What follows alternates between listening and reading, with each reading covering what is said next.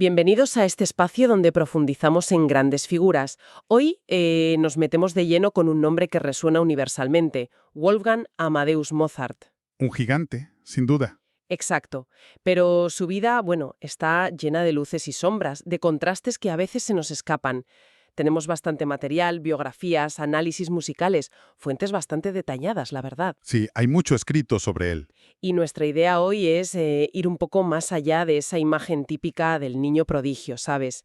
Queremos entender al hombre, al creador, que, bueno, cambió la música para siempre y que sigue emocionando. Entender su contexto, sus luchas también. Eso es, descubrir qué había detrás de esa genialidad tan brutal, comprender sus años en Viena, sus éxitos, sus problemas y por qué hoy, siglos después, su música sigue aquí, tan viva. Claro. Y claro, está esa pregunta que siempre flota. ¿Cómo puede ser que alguien tan famoso en su tiempo acabe en una fosa común? Es que es una historia. Más de 800 obras en solo 35 años. Impresionante. Sí, sí. Es una figura que nunca se agota. A ver, para empezar, nace en Salzburgo, 1756. En ese momento, Salzburgo era un principado arzobispal, parte del Sacro Imperio Romano Germánico. Un sitio importante musicalmente, ¿no? Totalmente. Y su familia, pues imagínate, música por todas partes. Su padre Leopold era un músico muy respetado, violinista, compositor, aunque menor comparado con Wolfgang, claro, y autor de un método de violín que tuvo mucho éxito. Ajá.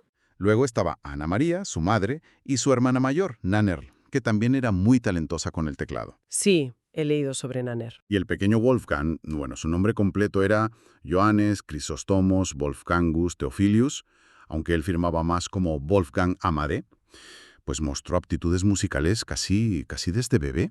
Esas historias de la infancia son casi de leyenda, ¿no? Que si con 3 años buscaba armonías en el clave Sí, mientras la hermana practicaba. Nannerl misma lo contaba. y que con 5 años ya componía piececillas que Leopold apuntaba. ¿Cuánto hay de verdad y cuánto de, digamos, marketing paterno? Bueno, hay testimonios. El famoso Nanner Notenbuch, el cuaderno de música de la hermana, ahí están esas primeras piezas, catalogadas como K1 a 5. O sea, evidencia hay. Vale. Y Leopold fue su único profesor. No solo de música, de todo. Idiomas, cultura general. Y sí parece bastante claro que Leopold, al ver el talento descomunal del niño, dejó su propia composición en segundo plano, para volcarse en él. Vio algo único. Y no perdió el tiempo en enseñárselo al mundo, claro. Ahí empiezan las famosas giras. Exacto. Muy pronto, desde 1762, Leopold se lleva a Wolfgang y a Nannerl de gira por las cortes de Europa. Múnich, Viena, París, Londres. Menuda paliza para unos niños. Pues sí, era como una campaña de promoción, vamos, para exhibir a los niños prodigio. La gran gira duró más de 3 años 3 y años. fue clave. En Londres, por ejemplo, conoció a Johann Christian Bach, uno de los hijos de Johann Sebastian. Su estilo garante, más ligero, le influyó mucho. Ah, mira. Y sí, compuso su primera sinfonía con solo 8 años. Probablemente, bueno, casi seguro, con ayuda de Leopold para escribirla, claro. Suena muy glamuroso visto desde ahora, pero me imagino que esos viajes en el siglo XVIII debían ser terribles. Terribles, es la palabra. Larguísimos, incómodos, en carruajes, por caminos malísimos, siempre esperando que la nobleza pagara, que a veces tardaban. Claro. Y el peligro de las enfermedades. Era constante. Leopold se puso gravísimo en Londres. Los 2 niños cayeron enfermos en La Haya. No era fácil, ¿no? Y luego los viajes a Italia. ¿Esos por qué eran tan importantes? Italia era fundamental. Sobre todo si querías triunfar en la ópera, que era la gran meta. Allí tuvo éxitos importantes, se estrenó óperas como Mitridate Re di Ponto. Lo admitieron en la prestigiosa Academia Filarmónica de Bolonia. Conoció a Padre Martini. ¿Y la anécdota esa del Miserere de Allegri en Roma? ¿Que lo escuchó una vez y lo transcribió de memoria? ¿Es cierta? Esa es la típica historia que alimenta el mito. Se cuenta, sí. Si fue exactamente así, es difícil saberlo. Lo que es seguro es que tenía un oído y una memoria prodigiosos. Vale. Pero, a pesar de esos éxitos italianos, no consiguió un puesto fijo allí. Quería quedarse en Milán, pero la emperatriz María Teresa, pues, parece que no le convencían esos músicos ambulantes, como los llamaba ella. Una pena. O sea que, después de años dando vueltas por Europa, en 1773 tiene que volver a Salzburgo y aceptar un puesto con el príncipe arzobispo Colloredo. Fue como un paso atrás. Bueno, un respiro en cierto modo. Y fue un periodo muy productivo, ¿eh? Compuso un montón. Sinfonías, sonatas, cuartetos, misas. Ah, bien. Destacan sobre todo los 5 conciertos para violín que escribió en 1775. Son básicos en el repertorio hoy día. Y la evolución en los conciertos para piano es brutal. Culmina con el número 9, el K271, de principios de 1777. Es una obra que ya, apunta muy alto.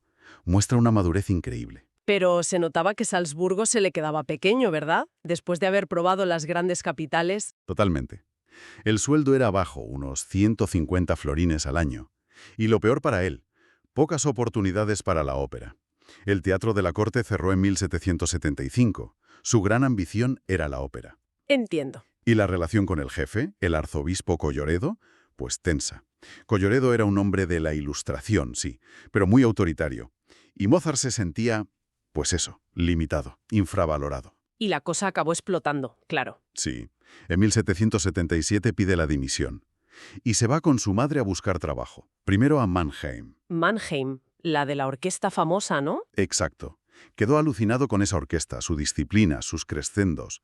Allí también se enamoró de una cantante, Aloysia Weber.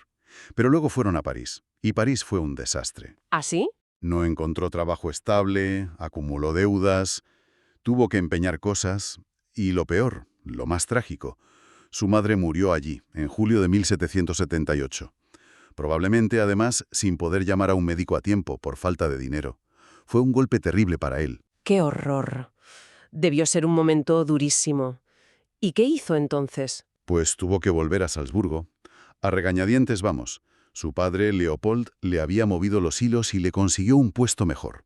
Organista y concertino de la corte, con un sueldo de 450 florines. Algo es algo. Sí, pero volvió en 1779 totalmente insatisfecho. Aunque, ojo, de ese viaje tan duro nos quedan obras maestras, ¿eh? La sonata para piano en la menor, K310, que es pura tensión dramática, o la Sinfonía París, la número 31. Y llegamos a 1781, el momento clave. La ruptura definitiva con Salzburgo y la mudanza a Viena. ¿Cómo fue eso? Pues mira, el arzobispo Colloredo estaba en Viena por asuntos de la corte imperial, la coronación de José II, y llamó a Mozart para que fuera. Pero el trato que le dio fue humillante. ¿En qué sentido? Pues lo trataba como a un lacayo más. Comía con los sirvientes, le prohibía tocar en conciertos privados donde podía ganar dinero y prestigio. Mozart, que veía el potencial de Viena, la capital musical del imperio, no lo aguantó. Pidió irse. Y la forma en que lo echaron es casi una escena de película. Sí, la famosa anécdota de la patada en el culo del conde Arco, el mayordomo del arzobispo. No se sabe si fue literal, ¿eh? Pero el despido fue brusco, insultante, Vaya. y Mozart dijo, hasta aquí hemos llegado. Decidió quedarse en Viena, intentar vivir como músico independiente, como freelance. Eso, en esa época, era una decisión radical, casi revolucionaria, como dice algún biógrafo. Me imagino la reacción de Leopold. Tuvieron una bronca tremenda. Leopold temía por su futuro, claro, pero Mozart estaba decidido. Y aquí es donde la cosa se pone realmente interesante. Y al principio parece que Viena le dio la razón, ¿no? Fueron buenos esos primeros años. Buenísimos. Se hizo un nombre rapidísimo como pianista. Era la sensación. Hubo una especie de duelo pianístico muy famoso ante el emperador José II contra Muzio Clementi, y Mozart quedó como el mejor. Toma ya. Y como compositor, el bombazo fue El rapto en el Serrallo, la ópera que estrenó en 1782. Un éxito tremendo, por toda Europa. Le dio muchísima fama. Y en medio de todo ese torbellino, se casa. Sí, con Constanze Weber. ¿Recuerdas a Aloysia, la cantante de Mannheim? Sí. Pues Constanze era la hermana pequeña. Se reencontraron en Viena, donde vivían los Weber. El noviazgo fue un poco complicado. Hubo celos, problemas con el permiso del padre.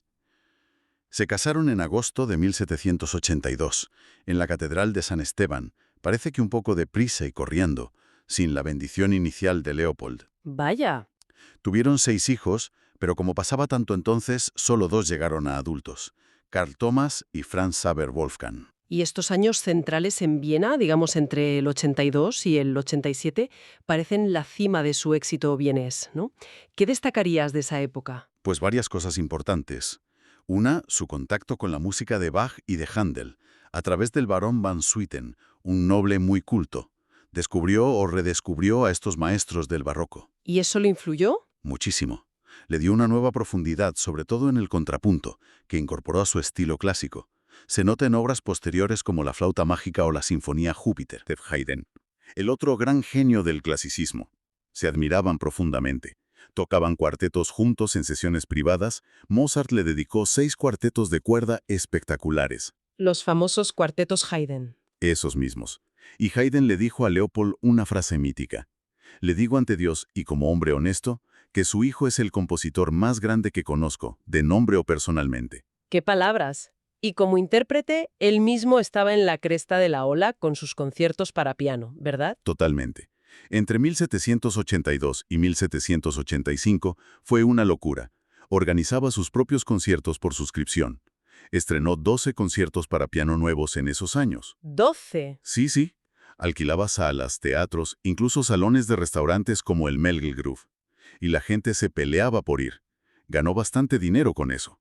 Bien estaba rendida a sus pies como pianista y compositor. Con tanto éxito, vivía bien, se administraba bien. Vivía muy bien, quizás demasiado bien para lo que ingresaba a veces. Tenían un apartamento grande y caro en el centro. Se compró un fortepiano magnífico de Anton Walter que costó una fortuna, unos 900 florines. Un dineral. Tenían criados, una mesa de billar que también era cara, su hijo Cartomas iba a un buen colegio, pero ahorraban poco, esa es la verdad. Ya. Y en 1784 se hizo masón. Entró en la logia zur Tätigkeit. La masonería fue importante para él. Hizo muchos amigos allí y le inspiró música muy especial, como la Maurer y Chetrauer Musik, la música fúnebre masónica. Y es en esta época dorada cuando llega la colaboración con Lorenzo da Ponte, las 3 grandes óperas. Exacto, la trilogía cumbre con libreto de da Ponte, Las bodas de Fígaro en 1786, luego Don Giovanni en 1787 y un poco más tarde, ya en 1790, Così fan tutte. Obras maestras absolutas, sin duda. Son la cima de la ópera bufa, de la comedia, pero van mucho más allá. Tienen una profundidad psicológica, una ambigüedad. Fígaro fue un exitazo sobre todo en Praga, que adoraba a Mozart. Don Giovanni se estrenó en Praga por encargo de allí y fue un triunfo. En Viena costó un poco más que la entendieran al principio. Era muy rompedora. Parecía que todo iba genial, pero hacia finales de los 80 la situación empieza a cambiar, ¿no? Empiezan las dificultades. ¿Qué pasó? Pues coincidieron varios factores. Por un lado, Austria entró en guerra con Turquía, y eso afectó a la economía. La aristocracia, que era la que pagaba muchos conciertos y encargos, tenía menos dinero o estaba más preocupada por la guerra. Claro, menos mecenazgo. Exacto. Hubo menos conciertos públicos, que eran una fuente de ingresos clave para Mozart. Y quizá también su música cada vez más compleja, más rica, empezó a ser, bueno, demasiado para una parte del público vienés, que prefería cosas más ligeras. O sea que problemas económicos serios. Sí. A partir de 1788 la cosa se pone fea. Tienen que mudarse a un barrio más apartado, Alsergrund. No era necesariamente más barato, pero sí más espacioso. Y empieza a pedir dinero prestado. Se conservan cartas muy angustiosas a Michael Puschberg, un amigo masón. ¡Qué duro! Sí. Algunos biógrafos creen que pudo pasar por una depresión. Incluso parece que su ritmo de composición bajó un poco, aunque esto es discutible. Pero fíjate qué paradoja. Justo en ese año difícil, 1788, compone de un tirón sus 3 últimas sinfonías, la 39, la maravillosa y trágica 40 en sol menor y la monumental 41, la Júpiter. Increíble, una explosión de genialidad en medio de la crisis. Tal cual. ¿Y cómo fue el último año? 1791, porque ese año también fue de una productividad asombrosa. 1791 es un año milagroso, la verdad. Parece que hubo una cierta mejoría económica, quizás encontró nuevos mecenas en Hungría o Ámsterdam, no está claro, o empezó a vender bien las danzas que componía para la corte. Tenía un pequeño puesto de compositor de cámara imperial desde 1787, tras la muerte de Gluck. No era gran cosa, 800 florines al año, pero bueno, algo ayudaba. ¿Y la música de ese año? Espectacular. Un broche de oro increíble. Compone La flauta mágica, que fue un éxito popular tremendo desde el estreno. El concierto para clarinete, una joya. El motete Ave Verum Corpus, pura belleza. La ópera seria La clemencia de Tito, que le encargaron para la coronación del emperador en Praga. Y el Requiem, claro. Y el Requiem. El famoso Requiem, que le encargó un misterioso mensajero y que, bueno, no pudo terminar. ¿Cómo fueron exactamente esos últimos días? Porque se pone enfermo en Praga, ¿no? Sí, mientras preparaba La clemencia de Tito en septiembre, ya se sintió mal. Volvió a Viena, se recuperó un poco, dirigió el estreno de La flauta mágica a finales de septiembre, pero el 20 de noviembre cayó enfermo de verdad. ¿Qué síntomas tenía? Hinchazón por todo el cuerpo, dolores fuertes, vómitos. Se fue deteriorando muy rápido. Estuvo consciente casi hasta el final, ¿eh? Cuidado por Constance y la hermana de ella, Sophie. Y obsesionado con terminar el Requiem. Aunque eso de que se lo dictaba a Süssmayr en el lecho de muerte, hay poca evidencia sólida. Y murió muy joven. Jovencísimo. El 5 de diciembre de 1791. Tenía solo 35 años. Y luego está el tema del entierro, la fosa común. Siempre se ha visto como el símbolo del abandono, de la pobreza final. Sí, pero hay que matizar mucho eso. Fue enterrado en una fosa común, sí, en el cementerio de St. Mark's. Pero, a ver, esa era la norma en Viena para la gente que no era de la alta aristocracia. Por las reformas sanitarias del emperador José II. No significa necesariamente que muriera en la miseria total o que nadie se preocupara. Ah, vale. O sea, que era lo habitual. Era lo habitual para su clase social. Las tumbas individuales perpetuas eran un lujo. El funeral en sí fue modesto, según las normas de la época, con pocos asistentes. Pero luego sí hubo misas y conciertos conmemorativos en Viena y Praga muy concurridos. La historia de la tormenta de nieve que impidió acompañar el féretro es un mito romántico, posterior. Entendido. ¿Y la causa de la muerte? ¿Se sabe con certeza? Pues no. Sigue siendo un misterio. El certificado oficial dice Hitziges Fieber, fiebre miliar aguda, que es una descripción de síntomas, no una causa. Se han propuesto más de 100 teorías. Fiebre reumática, infección por estreptococos, triquinosis por comer cerdo en mal estado, fallo renal. Imposible saberlo seguro. Qué final tan abrupto y enigmático. Y más allá de la música y la leyenda, ¿cómo era él? Físicamente, de carácter. Pues las descripciones que tenemos de gente que lo conoció hablan de un hombre más bien bajo, delgado, pálido, con mucho pelo, rubio y fino. Ojos grandes, muy expresivos. Tenía la cara marcada por la viruela que pasó de niño. Ajá. Le gustaba vestir bien, elegante. Era muy sociable, tenía un círculo de amigos amplio. Músicos, actores, algunos aristócratas. Conocía al emperador. Era muy amigo de gente como Gottfried von Jacquin o Joseph Haydn. Y le encantaban las bromas, a veces un poco bestias, con el trompista Joseph Lloydget, por ejemplo. ¿Y aficiones? Le encantaba jugar al billar, bailar. Tenía mascotas, un canario, un estornino que dicen que cantaba un tema suyo, un perro.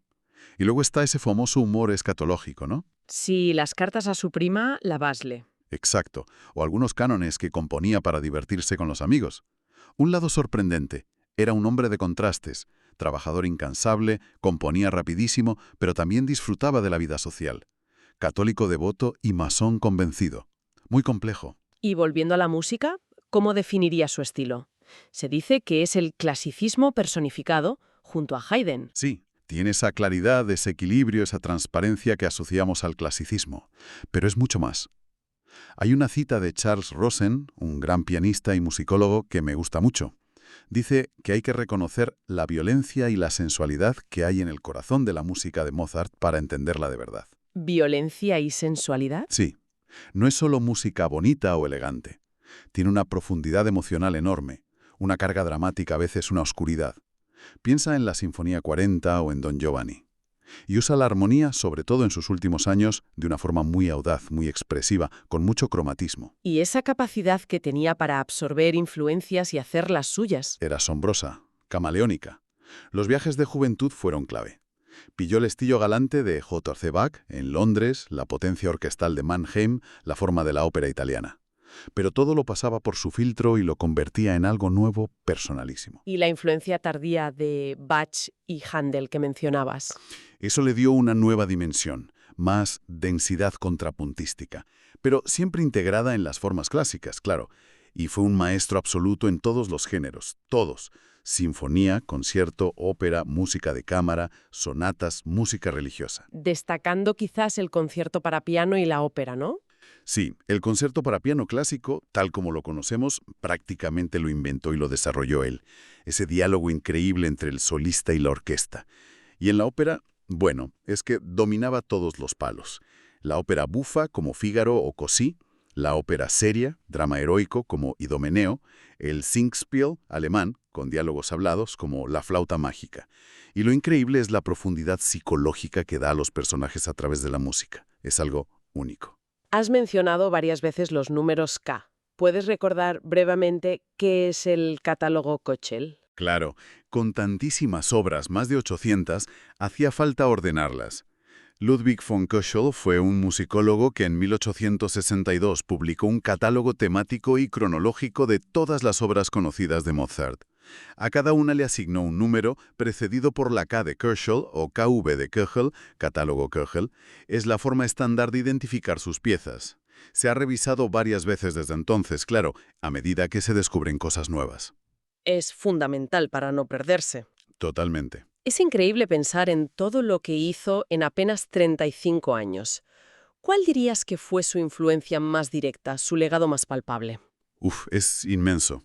Marcó a fuego a toda la generación siguiente. Piensa en Beethoven. Era 15 años más joven, lo admiraba sin límites.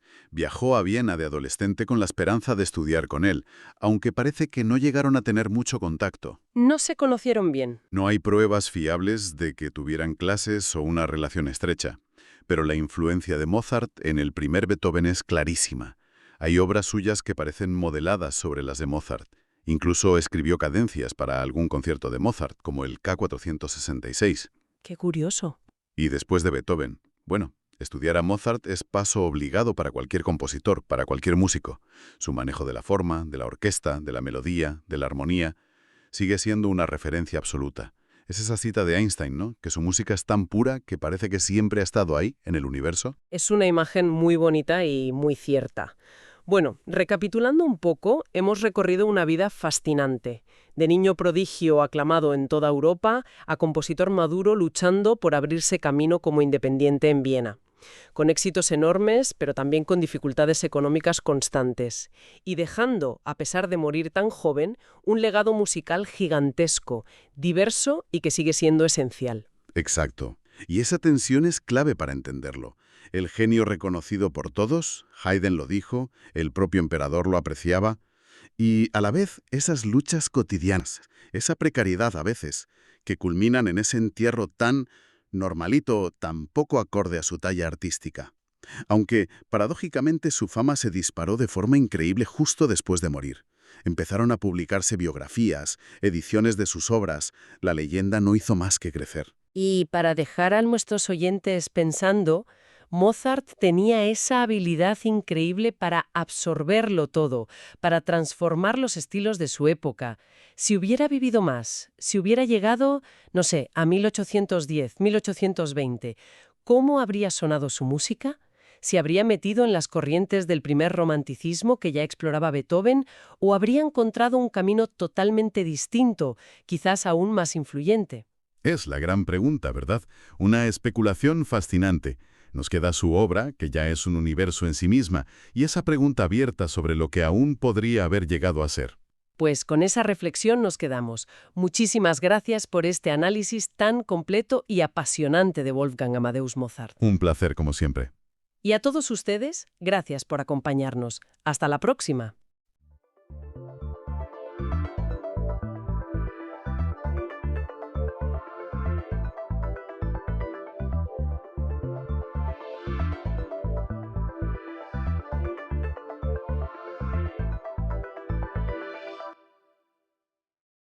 Hola y bienvenidos. Hoy vamos a meternos a fondo con un concepto que oímos constantemente, en las noticias, en la calle y que, bueno, notamos en el bolsillo. La inflación. Esa sensación, ¿no?, de que el dinero, pues, cunde menos que antes. ¿Qué es exactamente? Pues sí, es esa subida generalizada, ¿no?, de los precios, de casi todo, y que se mantiene en el tiempo. Claro, no es que solo suban, yo qué sé, los tomates un mes. Exacto, eso sería un cambio de precio puntual. La inflación es más de fondo, afecta al valor del dinero en sí. Y bueno, se suele medir con el IPC, el índice de precios al consumo. Que al final lo que hace es reducir nuestro poder adquisitivo, ¿no? Compramos menos con lo mismo. Eso es, pierde valor el dinero. Bueno, pues hemos estado mirando distintas fuentes, Wikipedia entre ellas, y la idea hoy es, pues, desgranar esto. ¿Qué es? ¿Cómo se mide? ¿Esto es nuevo o viene de lejos? ¿Qué lo causa? ¿Qué efectos tiene? Buenos y malos si los hay. Y bueno, ¿qué se hace para controlarla? Queremos entenderlo bien más allá de los titulares. Vamos a ello. ¿Vamos? A ver, para empezar, si de repente a todos nos da por comer aguacates y sube el precio, has dicho que eso no es inflación exactamente. No, eso es oferta y demanda para un producto concreto, un cambio de precios relativo. La inflación es como si el valor del dinero en sí bajara. Piensa en la época del patrón oro. Ajá, Si de repente se encontraba muchísimo oro, había más dinero, pero cada moneda de oro valía, digamos, un poco menos. Necesitabas más monedas para comprar lo mismo. Los precios, medidos en oro, pues subían. vale, entiendo la idea. Más dinero, pero menos valioso cada unidad. Exacto.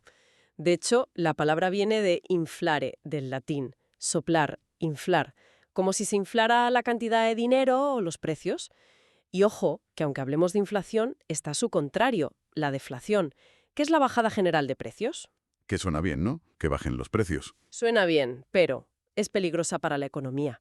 Puede frenar el consumo, la inversión, y luego está el extremo, la hiperinflación. Ahí ya es el caos, los precios descontrolados. Vale, el caos mejor evitarlo. Y para medirlo, para ponerle números, has mencionado el IPC. ¿Cómo funciona eso exactamente? Pues a ver, se intenta simular lo que gasta una familia media. Se crea una cesta de la compra virtual con un montón de productos y servicios, comida, alquiler, transporte, ropa, ocio. Lo típico, vamos. Sí, y a cada cosa se le da un peso. No pesa lo mismo el alquiler que comprar el pan, claro. Y mes a mes se ve cuánto cuesta comprar esa misma cesta. Si un año cuesta, no sé, 100 y al año siguiente cuesta 103, Pues un 3% de inflación. exacto, esa sería la inflación interanual. Es el método más común, aunque hay otros índices también. Parece bastante lógico. Pero, ¿es tan fácil? Porque luego vas al súper y dices, esto no me cuadra con el 3%. Ya, esa es la eterna pregunta. Es que medirlo bien tiene su miga. Primero, la calidad de los productos cambia. Un móvil hoy no es como el de hace 2 años, aunque cueste igual, es mejor. ¿Cómo metes eso en el cálculo? Claro, no es el mismo producto. Luego aparecen cosas nuevas, desaparecen otras, la cesta tiene que irse actualizando. Y nuestros hábitos también cambian. Piensa en la pandemia. Dejamos de gastar en unas cosas y empezamos a gastar en otras. Si la cesta no refleja eso, pues mide mal. Mide regular, sí. Y falta otra cosa importante, el efecto sustitución. ¿Eso qué es? Pues lo que hacemos todos. Si la ternera se pone por las nubes, pues compramos más pollo o cerdo, ¿no? Nos adaptamos. Claro. Un índice muy rígido no captura bien esa adaptación que hacemos. Y por eso, muchas veces, la inflación que percibimos a pie de calle La del día a día. es más alta que la oficial. Nos fijamos mucho en lo que sube, sobre todo en lo que compramos a menudo. La gasolina, el pan, el café. Ujú. Y nos olvidamos de que, yo qué sé, la tele a lo mejor ha bajado de precio. Tiene sentido. Oye, y por curiosidad, ¿los bancos centrales se fijan en este IPC tal cual? Se fijan mucho, pero también en lo que llaman inflación subyacente. Subyacente. Sí, es como el IPC, pero quitando los precios más volátiles, los que suben y bajan mucho y rápido, como la energía, gasolina, electricidad y los alimentos frescos, fruta, verdura. ¿Y por qué los quitan? Porque quieren ver la tendencia de fondo, la inercia de los precios, sin el ruido de esos vaivenes. Creen que les da una señal más clara de hacia dónde va la inflación a medio plazo. Vale, vale. Interesante ver cuántos matices hay detrás de una cifra que parece tan simple. Oye, ¿y esto de que suban los precios es de ahora, de los últimos siglos, o viene de más atrás? Uf, para nada. Es viejísimo. Mira, en la antigua Roma ya tenían problemas de inflación. ¿En serio? Con sestercios y denarios, claro. Los emperadores, sobre todo cuando necesitaban pasta para guerras o para sus gastos, hacían una cosa muy sencilla. Devaluaban la moneda, cogían el denario, por ejemplo, que era de plata, y le metían cada vez más cobre u otros metales baratos. Menos plata en cada moneda. Exacto. Al principio disimuladamente, pero en épocas de crisis, como en el siglo III después de Cristo, las monedas acabaron siendo casi de vellón, con muy poca plata. Resultado, necesitabas un montón de esas monedas malas para comprar lo mismo que antes. Inflación pura y dura, causada por ellos mismos. ¡Qué listos! O sea que manipular la moneda ya provocaba inflación entonces.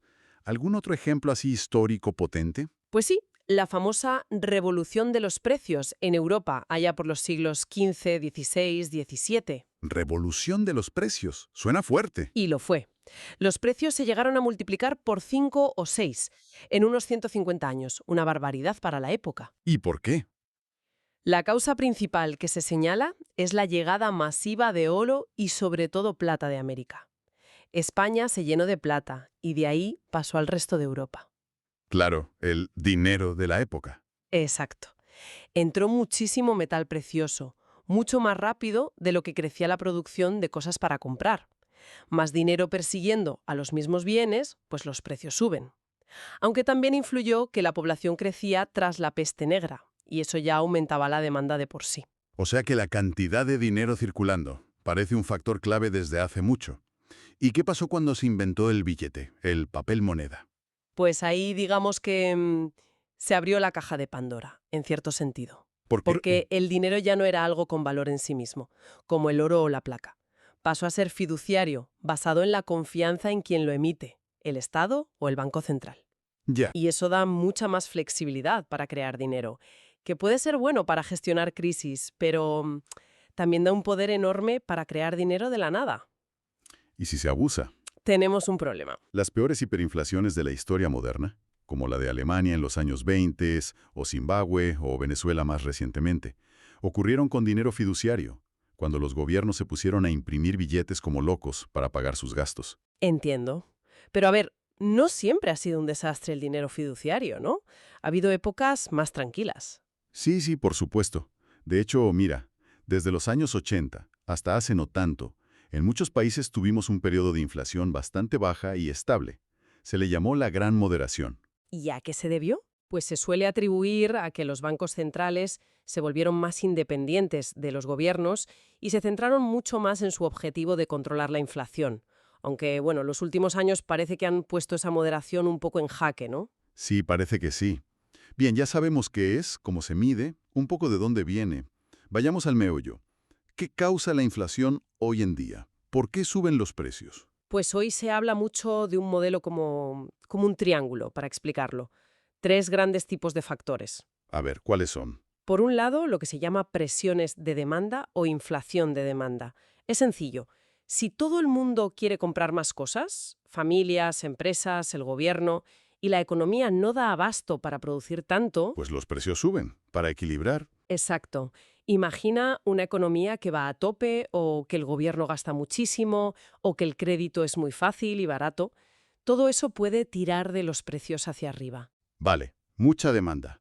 ¿Qué más hay en el triángulo? El segundo lado son las presiones de oferta o inflación de costes. Esto es cuando producir se vuelve más caro. Ah, como lo del petróleo que decías. Justo. Las crisis del petróleo de los 70 son el ejemplo clásico. Sube el precio de algo básico, como la energía, y eso encarece los costes de casi todas las empresas. Y esas empresas, pues intentan pasar ese coste al precio final. Lógico. Otros ejemplos. Malas cosechas que suben el precio de los alimentos, problemas en las cadenas de suministro que encarecen el transporte o los componentes, una guerra que interrumpe la producción. Todo eso son shocks de oferta que empujan los precios al alzar. Vale. Demanda por un lado, costes por otro. ¿Y el tercer vértice? Ese es súper importante y a veces el más complicado de manejar. Las expectativas de inflación. Las expectativas, lo que creemos que va a pasar. Exacto. Lo que la gente espera que ocurra con los precios en el futuro influye muchísimo en cómo se comportan hoy. ¿Cómo? Pues mira, si tú como trabajadora esperas que la inflación sea alta el año que viene, ¿qué vas a pedir en tu negociación salarial? Pues una subida mayor, para no perder poder adquisitivo. Claro. Y si la empresa espera que sus costes suban y que además va a poder subir sus precios de venta porque todo está subiendo, pues estará más dispuesta a darte esa subida y efectivamente subirá sus precios. Ostras. ¿Es como la pescadilla que se muerde la cola? Totalmente. La expectativa se autocumple, la inflación se enquista, coge inercia, Por eso, controlar las expectativas es clave para los bancos centrales. ¿Y la inflación que hemos medido estos últimos años ha sido por demanda, por costes, por expectativas? Pues ha sido un poco la tormenta perfecta, una mezcla de todo. Sí, Sí, por un lado, veníamos de la pandemia con mucho ahorro acumulado, muchas ganas de gastar y además con estímulos muy fuertes de los gobiernos y bancos centrales. Eso tiró de la demanda. vale, demanda fuerte. Pero a la vez tuvimos shocks de oferta brutales. Los cuellos de botella en los puertos y fábricas, la crisis energética que empezó antes de Ucrania pero que la guerra agravó, la propia guerra afectando alimentos, fertilizantes, energía. Costes disparados. Y una vez que la inflación se disparó por esas dos vías, ¿qué pasó? Que las expectativas empezaron a subir. La gente y las empresas empezaron a pensar, esto va para largo, y actuaron en consecuencia, haciendo más difícil bajarla. Entiendo. O sea, un lío importante. Sí. Incluso se ha hablado de inflación de los vendedores o greedflation, la idea de que algunas empresas grandes, con poder de mercado, aprovecharon el río revuelto para subir precios más de lo que subían sus costes y así aumentar sus márgenes de beneficio.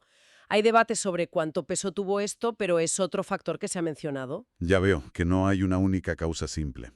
Y sobre esto ha habido teorías distintas a lo largo de la historia, ¿no? Mencionaste a Friedman antes. Sí, el debate teórico ha sido muy rico.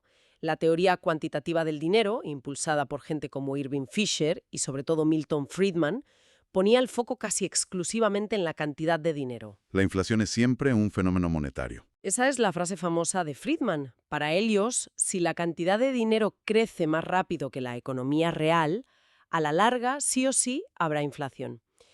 Criticaban mucho la idea keynesiana de que se podía elegir entre tener un poco más de inflación a cambio de menos paro, la famosa curva de Phillips. Decían que eso solo funcionaba a corto plazo, hasta que la gente ajustaba sus expectativas. ¿Y frente a ellos, qué decían los keynesianos? Pues la visión de Keynes y sus seguidores ponían más énfasis en la demanda agregada, el gasto total, y en que los precios y salarios no se ajustan tan rápido, son rígidos a corto plazo. Para ellos, la inflación podía venir de un exceso de demanda, y las políticas del gobierno, fiscales, y del Banco Central, monetarias, debían actuar para estabilizar esa demanda. ¿Y hoy dónde estamos? ¿Quién ganó el debate? Pues hoy el consenso es una especie de síntesis, a veces llamado neo-keynesianismo. Se acepta la importancia de controlar la cantidad de dinero y las expectativas a largo plazo, como decían los monetaristas, pero también se reconoce que a corto plazo la demanda, los shocks de oferta y las rigideces son importantes, como decían los keynesianos. Y sobre todo se da muchísima importancia a la credibilidad del Banco Central. Si la gente confía en que el Banco Central mantendrá la inflación bajo control, eso ayuda a anclar las expectativas y facilita la tarea. Vale, creo que las causas van quedando más claras. Hablemos ahora de las consecuencias. La primera, la más obvia. Perdemos poder de compra. Pero, ¿esto nos afecta a todos por igual? ¿Qué va? Para nada. La inflación es como un impuesto invisible y muy injusto, porque no afecta a todos igual. Redistribuye riqueza, pero de forma bastante caprichosa. ¿Quiénes son los más perjudicados? Claramente, los que tienen ingresos fijos o que suben más despacio que los precios. Piensa en pensionistas cuyas pensiones no se actualizan al 100% con el IPC, o trabajadores con salarios congelados o que suben poco. Pierden cada año. Pierden poder adquisitivo real cada año. Y también pierde quien tiene sus ahorros en efectivo debajo del colchón o en una cuenta corriente que no da intereses o da muy pocos. El dinero quieto se lo come la inflación. Entendido. ¿Y hay alguien que pueda salir beneficiado? Suena raro, pero... Pues sí, curiosamente puede haber beneficiados. Los principales suelen ser los deudores que tienen deudas a un tipo de interés fijo. Los que tienen hipotecas fijas, por ejemplo. Exacto. Imagina que firmas una hipoteca a 30 años a un tipo fijo del, no sé, 2%. Si de repente la inflación se dispara al 5% o 6% durante varios años... El valor real de lo que pagas cada mes es menor. Exacto. La deuda sigue siendo la misma en euros, pero esos euros valen menos cada año. En términos reales, el peso de la deuda disminuye. Por eso, cuando hay inflación alta, los bancos prefieren prestar a tipos variables o piden tipos fijos mucho más altos. Tiene lógica. ¿Alguien más puede ganar? Pues también pueden salir beneficiados, o al menos no perder tanto, quienes poseen activos reales, activos físicos. ¿Como casas, inmuebles? Sí, muebles, terrenos. A veces también ciertas acciones de empresas que pueden repercutir la subida de costes en sus precios. Si el valor de esos activos sube al menos tanto como la inflación, pues mantienes tu riqueza real. El problema es que no todo el mundo tiene esos activos, claro. Ya. O sea que la inflación puede aumentar la desigualdad. Claramente. Suele perjudicar más a los que menos tienen y menos capacidad de protegerse. Sobre todo si es alta o muy variable. Pues tiene un montón. Uno muy importante es la incertidumbre. Si los precios cambian mucho y no sabes cuánto van a costar las cosas mañana o el año que viene, Pues no te atreves a invertir a largo plazo o a ahorrar para algo gordo. exacto, frena la inversión y el ahorro a largo plazo, que son motores del crecimiento. También obliga a las empresas y a las familias a gastar tiempo y energía en intentar protegerse de la inflación, en lugar de dedicarse a producir o a lo suyo. Es ineficiente. Has mencionado antes los costes de menú y de suela de zapato. Suenan curiosos. Sí, son términos de economista. Los costes de menú son los costes literales de tener que cambiar los precios constantemente. Imprimir nuevas cartas en un restaurante, cambiar etiquetas en una tienda, actualizar catálogos. Un fastidio, vamos. Sí, y los costes de suela de zapatos se refieren al esfuerzo y tiempo perdido de la gente por ir más a menudo al banco, a sacar dinero o a moverlo para no tener mucho efectivo encima, porque el efectivo pierde valor muy rápido. Se llama así porque antiguamente implicaba desgastar las suelas de los zapatos yendo al banco. Qué gráfico. Entiendo. Algo más. Sí, cosas importantes. La inflación distorsiona las señales que dan los precios. Normalmente, si el precio de algo sube, indica que hay más demanda o menos oferta. Y eso guía a las empresas a producir más de eso. Pero si todo sube por la inflación general, es difícil saber qué subidas son reales y cuáles son solo ruido inflacionario. La economía asigna peor los recursos. Se vuelve todo más confuso. Puede actuar como un impuesto oculto. Si te suben el sueldo para compensar la inflación, pero eso te hace saltar de tramo en el IRPF y pagas más impuestos, tu poder adquisitivo real puede incluso bajar. Si los tramos fiscales no se ajustan con la inflación, el Estado recauda más sin subir impuestos nominalmente. Vaya. Y en casos extremos, la hiperinflación. Pues ya es la destrucción total de la economía. La gente abandona la moneda local, se pasa al trueque o a usar moneda extranjera, dolarización. Se paraliza la producción, la inversión, puede generar un caos social y político tremendo. Uf. Un panorama bastante negro, la verdad. ¿De verdad no hay ningún aspecto, digamos, mínimamente positivo en tener algo de inflación? ¿Es siempre mala? Bueno, aquí hay matices. La mayoría de economistas hoy piensa que una inflación muy alta o muy volátil es muy dañina, y la deflación, la caída de precios, también tiene peligros graves. La deflación es mala. Sí, porque si la gente espera que los precios bajen mañana, ¿qué hace hoy? Pues esperar a comprar, ¿no? Claro. Y si todo el mundo espera, el consumo se frena, las empresas no venden, tienen que despedir gente, puede meter a la economía en una espiral muy negativa.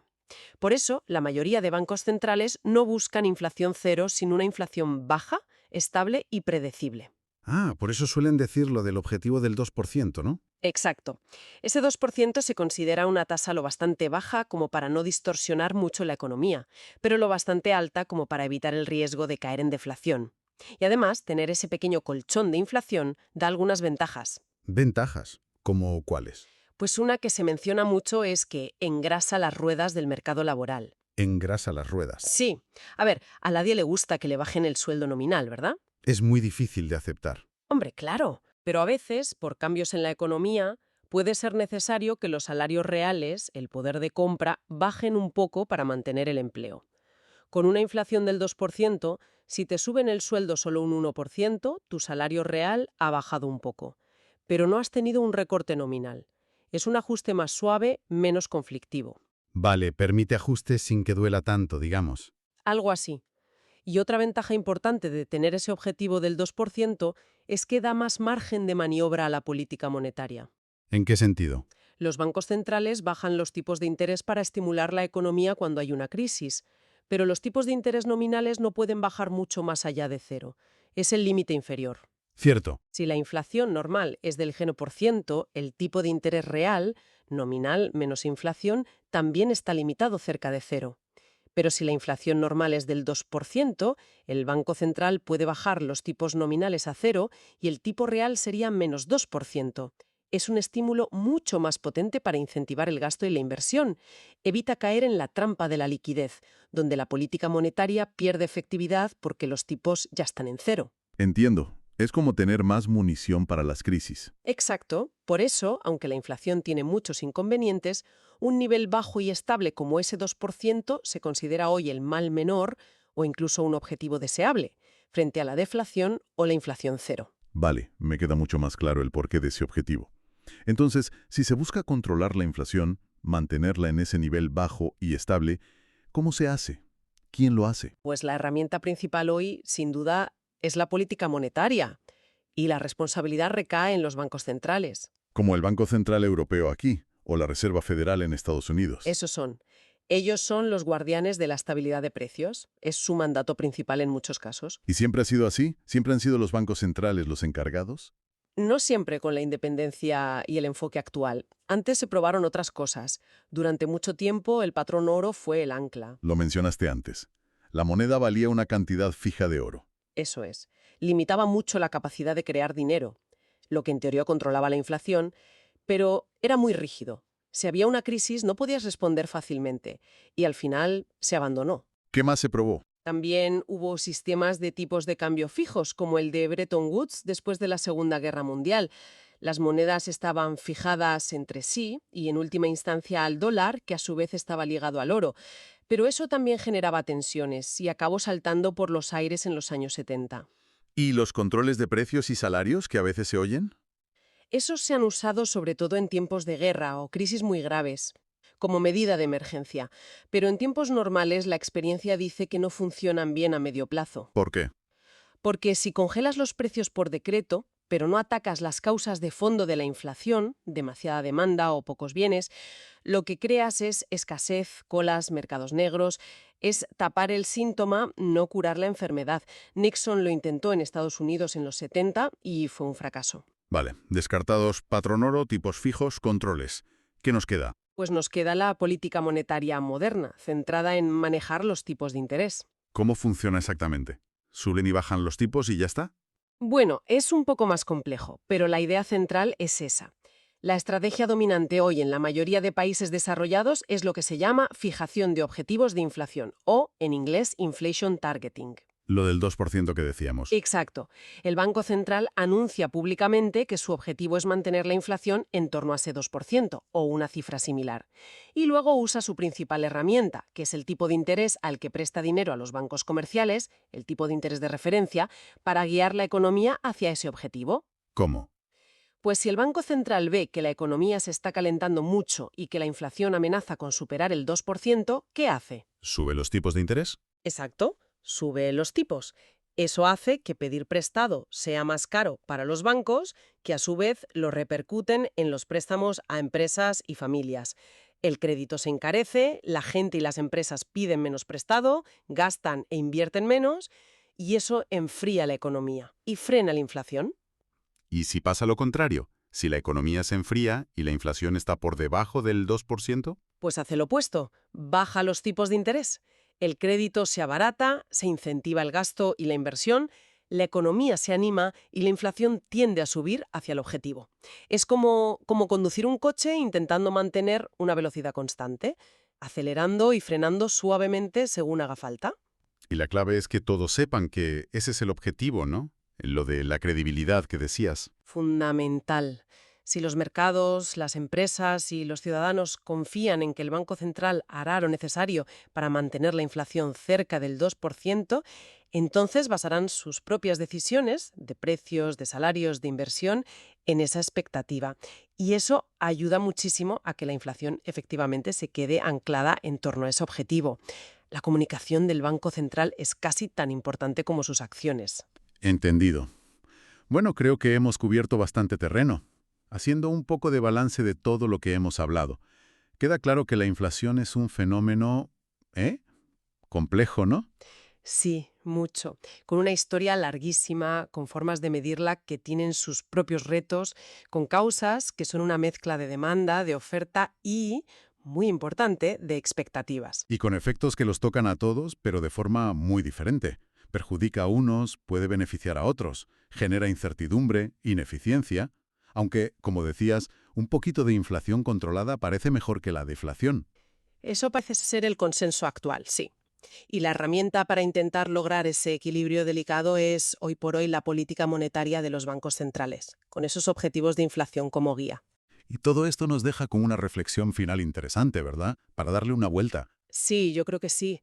A ver, si hemos visto que medir la inflación real, la que de verdad afecta a cada persona, es tan complicado por los cambios de calidad, porque sustituimos productos, porque nuestros hábitos cambian. Que la cifra oficial a veces no refleja la sensación de la calle. Exacto. Si eso es así, ¿hasta qué punto un objetivo numérico único y tan preciso como el 2% es la mejor guía? ¿Captura bien la realidad económica de todos? Y, sobre todo, ¿qué implicaciones tiene perseguir ese número casi como un dogma, a veces con medidas que tienen otros costes sociales o económicos importantes? Pienso especialmente cuando la inflación viene de shocks de oferta, como la energía, donde subir los tipos de interés ayuda poco a arreglar el problema de fondo y puede frenar mucho la economía. Es una pregunta muy buena, la verdad. ¿El objetivo justifica siempre los medios? ¿O hay que mirar más allá del número?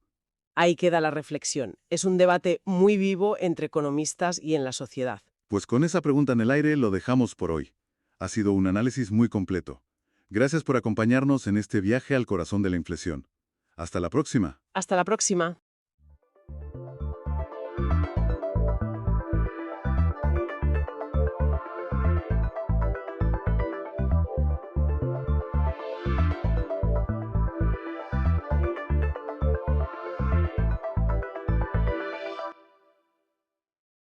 Hola y bienvenidos. Hoy vamos a meternos a fondo con un tema, ¿eh? Bueno, un tema esencial, pero que a veces queda un poco, digamos, en la sombra para el gran público. Hablamos de las reglas de enfrentamiento, las famosas ROE por sus siglas en inglés. Tenemos como guía un artículo enciclopédico, una fuente bastante completa que nos da una buena visión general. Y la idea es, pues eso, desgranar qué son, para qué sirven exactamente, quién las decide y cómo se prepara la gente para usarlas. Todo según esta información que manejamos. Así que, bueno, vamos allá. Porque estas ROE son más que un simple papel, ¿verdad? Son guías internas cruciales para las fuerzas militares. Exacto. Y fíjate, lo primero que llama la atención y que ya has dicho tú es justo eso. Son directrices internas. Esto es importante. No son leyes internacionales como tal, aunque evidentemente tienen que estar dentro del derecho internacional, claro. Son más bien órdenes. Órdenes de una autoridad militar competente para sus propias tropas, en una operación concreta. Y como dice el texto, su función principal es definir, pues eso, cuándo, cómo, hasta dónde se puede usar la fuerza. Pero ojo, no solo la fuerza letal.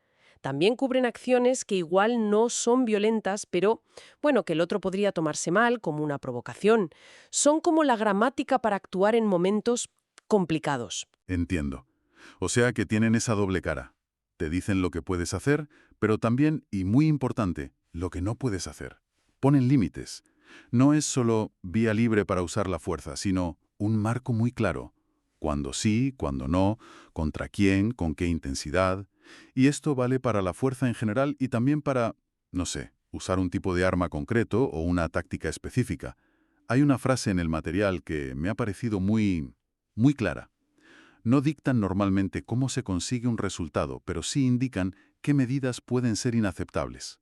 Eso sugiere que, bueno, marcan líneas rojas, pero dejan espacio para que la gente en el terreno pueda pensar y adaptarse, ¿no? Justo.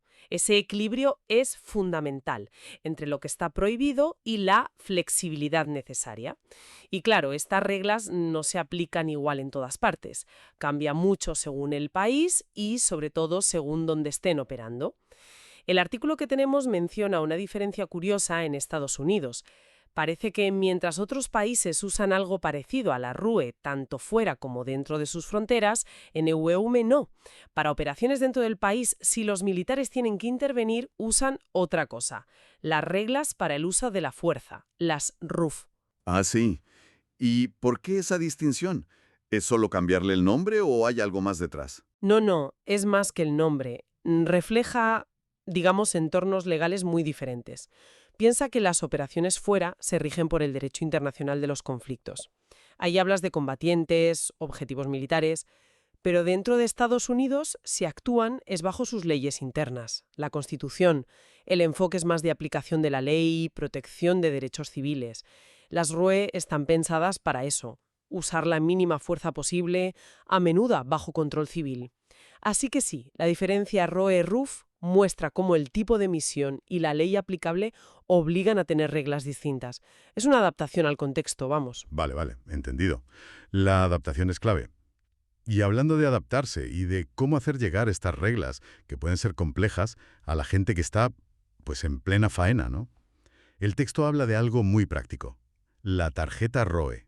Una ROE Card. Me imagino que sacar el manual en medio de un tiroteo, como que no. Pues claro que no. Es una herramienta básica para que funcionen. Imagina la tensión, la rapidez. No hay tiempo para leerse un tocho legal. La tarjeta ROE es eso, una solución práctica. Un resumen plastificado, tamaño bolsillo, con lo esencial de la ROE para esa misión. Cada soldado lleva la suya. Sí, suena útil. Pero, ¿no hay peligro de simplificar demasiado? ¿Una tarjeta así podría llevar a errores? ¿O a que la gente se la tome muy a rajatabla? ¿O al revés, con demasiada manga ancha? Es una buena pregunta y es un reto constante al diseñarlas. A ver, la tarjeta no sustituye el entender bien la ROE ni la formación. Es más un recordatorio rápido, como una chuleta para lo más importante. Cuándo puedes disparar para defenderte o para defender a otros, qué pinta tiene una intención hostil, qué está totalmente prohibido. El truco está en diseñarla bien, que sea súper clara en lo básico y que se centre en lo más probable de esa operación. Pero la base es la formación previa, que te da el contexto para interpretar la tarjeta incluso si pasa algo que no está escrito tal cual. Es una ayuda, no el sistema completo. Vale, queda claro. Es una herramienta más dentro de algo más grande. Y si existen estas tarjetas y las ROE completas, es porque alguien las escribe. El artículo se mete en quién tiene la autoridad para crear las ROE. Dice que lo ideal es que cada país o coalición haga las suyas, pero que no todos pueden o saben hacerlo de cero. Así es, redactar ROE es un trabajo fino. Necesitas gente que sepa de leyes, de operaciones militares, de política. Y no todos los países tienen esa capacidad tan desarrollada. Por eso, para ayudar a esos países, o incluso como referencia para los que sí tienen sistemas propios, hay manuales internacionales, guías, marcos conceptuales. El texto que manejamos destaca dos importantes. Uno es el Manual ROE de la OTAN, el MC 362.1. Pero, como dice el texto, ese es de acceso restringido, solo para países OTAN y socios del programa ese de Asociación para la Paz, así que no está al alcance de todos. Entendido. Uno restringido. ¿Y la otra opción? ¿La que sí se puede consultar más fácilmente? Pues la otra, y según el texto es muy importante, es el Manual de San Remo sobre reglas de enfrentamiento, San Remo Rules of Engagement Handbook. Y aquí está la clave. Este sí es público. Cualquiera puede entrar en la web del Instituto Internacional de Derecho Humanitario, el IIHL, que está en San Remo, Italia, de ahí el nombre, y consultarlo. Y que sea público, eso cambia las cosas. ¿Y por qué es tan importante que sea público? Si son directrices militares, uno pensaría que se guardarían con más celo, ¿no? Pues fíjate, es interesante que la referencia más usada y traducida sea abierta. Quizás es reconocer que, vale, las ROE concretas de una misión pueden ser secretas, pero los principios generales se benefician de que se conozcan. Facilita que militares de países distintos se entiendan, aunque no usen el manual de la OTAN. Crea una base común sobre lo que se considera aceptable. Y también sirve para formar a la gente, para el debate académico, incluso para pedir cuentas. Permite que expertos, ONGs o cualquiera interesado entienda un poco mejor cómo funcionan las Fuerzas Armadas. Tiene lógica, sí. Y este manual de San Remo no salió de la nada, claro. El texto dice quiénes lo hicieron. Correcto. Fue un grupo de expertos de varios países. Un commander británico, Alan Cole, un major y un captain australianos, Philip Drew y Rob McLean, y un profesor estadounidense, Dennis Mansager. Y su trabajo ha tenido mucho impacto, justamente por cubrir ese hueco de una referencia pública y bastante completa. Y se ve que el impacto ha sido mundial por lo que dice la fuente de las traducciones. Un montón de idiomas: francés, chino, árabe, español, húngaro, ruso, bosnio, tailandés y seguro que a más desde entonces. Tantos idiomas te dice que sirve en contextos muy diferentes, pero no solo un libro de consulta. El texto dice claramente que países como el Reino Unido lo han usado como base para crear o mejorar sus propias DRE.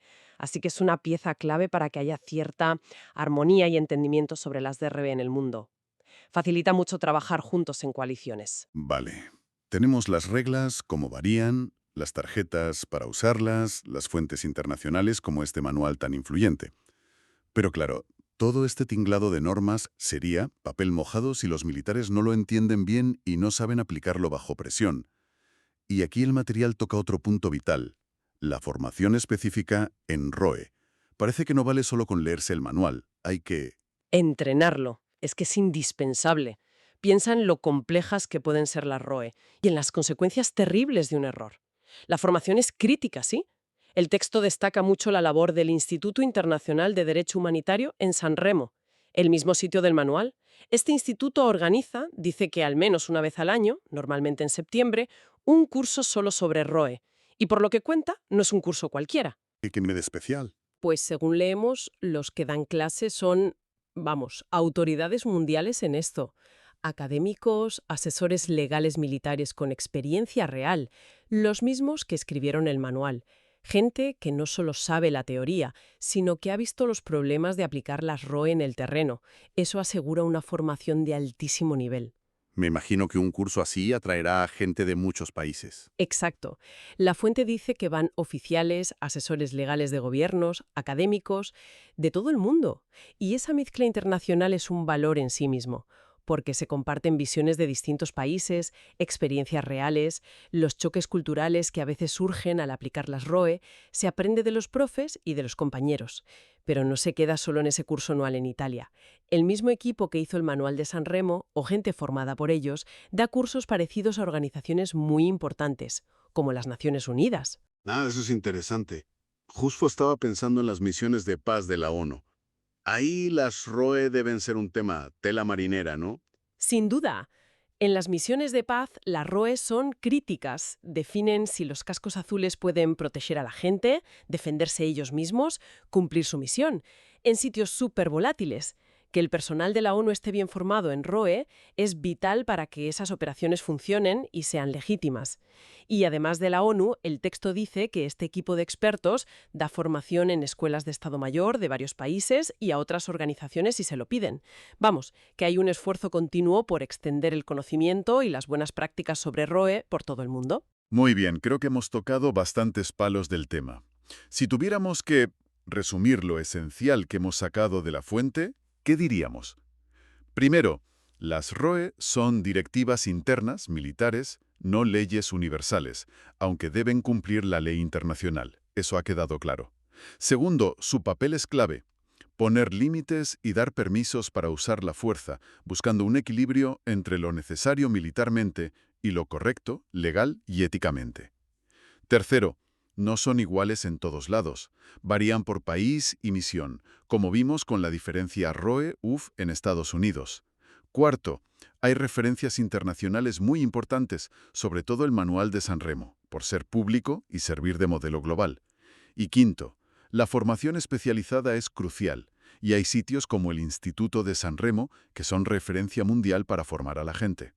Entonces, ¿qué significa todo esto? Pues parece que las ROEs son un intento muy serio de poner orden y control en algo tan caótico como el uso de la fuerza por parte de un Estado. Es una buena síntesis, sí, y entender esta estructura, aunque sea por encima, importa más allá de lo militar o legal. Nos ayuda a captar mejor cómo actúan realmente las Fuerzas Armadas en conflictos, en misiones antiterroristas o en misiones de paz. Lo de la formación para la ONU es un ejemplo perfecto. Nos deja entrever los dilemas éticos y legales de la gente que tiene que decidir en segundos si usar la fuerza o no. Aunque no las veamos, las ROEs están ahí, son parte de la estructura invisible de las operaciones modernas. Son como el puente entre la política, la ley y lo que pasa de verdad en el terreno. Un puente, a veces muy tenso, por cierto. Has mencionado esa tensión, ese equilibrio, y recordamos la frase del material. No dictan cómo conseguir algo, pero sí lo que es inaceptable. Eso deja margen. Exactamente. Y en ese margen está uno de los grandes retos de las ROE, algo que el material describe pero que invita a darle una vuelta más. A ver, si las ROE te marcan los límites, pero no siempre el camino exacto, ¿cómo se maneja esa tensión en la práctica? La tensión entre cumplir unas reglas, que a veces son complejas y se pueden interpretar, y la necesidad de que la gente en el terreno sea rápida, se adapte, use su juicio, piensa en situaciones inesperadas, ambiguas, con un estrés brutal, donde una decisión de un segundo, basada en cómo interpretas la ROE, puede tener consecuencias enormes, costar vidas. ¿Cómo encuentras el punto justo entre ser flexible y no pasarte de la raya? No es fácil. Depende de lo claras que sean las ROEs, sí, pero también de lo bien entrenada que esté la gente, del liderazgo, de la ética de esa fuerza militar. Quizás mirar otros conceptos relacionados que la fuente solo nombra de pasada, como el derecho de la guerra en general o códigos éticos específicos como el de las Fuerzas de Defensa de Israel que menciona, pues podría dar más pistas sobre cómo se intenta gestionar esta tensión tan fundamental. Es algo sobre lo que seguir pensando, desde luego.